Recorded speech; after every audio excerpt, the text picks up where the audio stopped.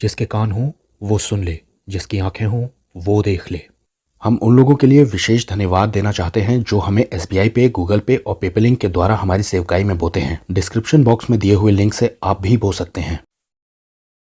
लूका 7:11। थोड़े दिन के बाद वो नाइन नाम के नगर में गया और उसके चेले और बड़ी भीड़ उसके साथ जा रही थी। यहाँ पर यीशु नाइन नाम के एक सिटी के अंदर जाने वाले हैं और रास्ते में एक घटना घटती है। वहाँ पर एक विधवा औरत का लड़का मर जाता है जो कि जवान भी था और इकलौता बेटा था उसका। लेकिन इस सीन में यीशु मसीह की एंट्री होती है। अब सबसे पहले तो यही जान लीजिए कि नाइन नाम का ये जो गाँव था ये नाजरत से ज्यादा दूर नहीं है, लगभग 19-20 किलोमीटर है। यीशु मसीह ने अपनी सेवकाई का एक बड़ा हिस्सा गलील में बिताया था और ये भी वहीं की घटना है। अगली आयत में लिखा है, जब वो नगर के फाटक के पास पहुंचे तो देखो लोग एक मुर्दे को बाहर लिए जा रहे थे जो अपनी माँ का इकलौता बेटा था और वो विधवा थी और उस सिटी के बहुत सारे लोग उसके साथ थे। मतलब कि उस औरत को दुख जताने के लिए उसके साथ थे। सोचिए अगर किसी के 5 बच्चे हों और उसमें से एक बच्चा मर जाए तब भी इंसान रोता है, लेकिन अगर किसी का सिर्फ एक ही बच्चा हो, इकलौता बेटा, अगर वो मर जाए तब कितना दुख होगा। और ऊपर से एक बात और बताई गई है कि ये औरत विधवा थी, यानी कि इसका पति पहले ही मर चुका था। ये एक फ्यूनरल पहले ही अटेंड कर चुकी थी। अब जिसके सहारे वो अपनी बाकी की जिंदगी गुजारना चाह रही होगी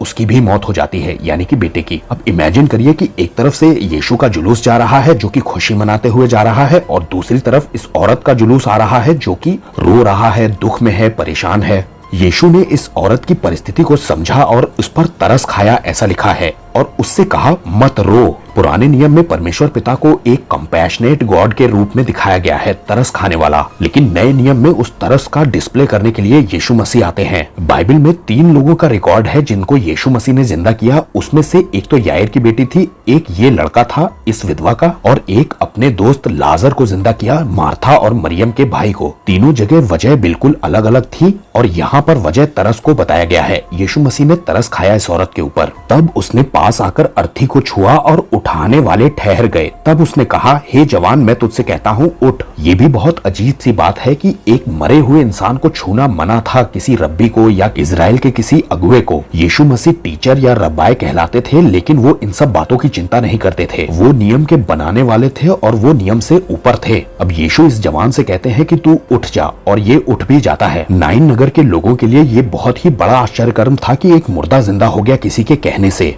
अब सोचिए कि जीवन बगल से गुजर रहा हो और सामने से मौत आ रही हो तो कौन जीतेगा। यीशु जीवन देने वाले के सामने से मौत यूं ही गुजर जाए लोगों को परेशान करते हुए, ऐसा हो नहीं सकता था। इस बड़े आश्चर्य कर्म को करने के साथ साथ एक मैसेज भी दिया जा रहा था वहाँ के लोगों को। नाइन नगर के लोगों को अपना इतिहास मालूम था। दूसरा राजाओं 4थे अध्याय में पढ़िए, वहाँ पर एक भविष्यवक्ता ने एक मुर्दे को जिंदा किया। एलिशा ने शुनेमिन स्त्री के बेटे को जिंदा किया था। ये जिस शुनामाइट वुमेन यानी कि शुनेमिन स्त्री की बात हुई है बाइबल में, ये दरअसल उसी क्षेत्र की घटना है। इस नक्शे में देखिए, ये सी ऑफ गलील है और सी ऑफ गलील के साथ ये जो शुनेम है ये वही क्षेत्र है। बेबीलोन की बंधुआई के बाद इस जगह का नाम बदला गया था और नाइम नाम रखा गया था। इसी शुनेम को आगे चलकर के नाइन बुलाया गया है बाइबल में। यहोवा का भविष्यवक्ता होने के बावजूद एलिशा उस बच्चे के ऊपर पसर जाता है और देह गर्म होने लगती है और वो जिंदा हो जाता है। वो भी लाश को छूता है और फिर स्त्री को बुला करके उसके बेटे को उसे दे देता है। यीशु ने भी ठीक बिल्कुल वैसा ही किया था। उसने सबसे पहले तो अर्थी को छुआ, जो कि एक बहुत बड़ी बात थी किसी रब्बी के लिए, और एक आश्चर्य कर्म तो किया ही जा रहा था ताकि लोगों की आंखें खुले।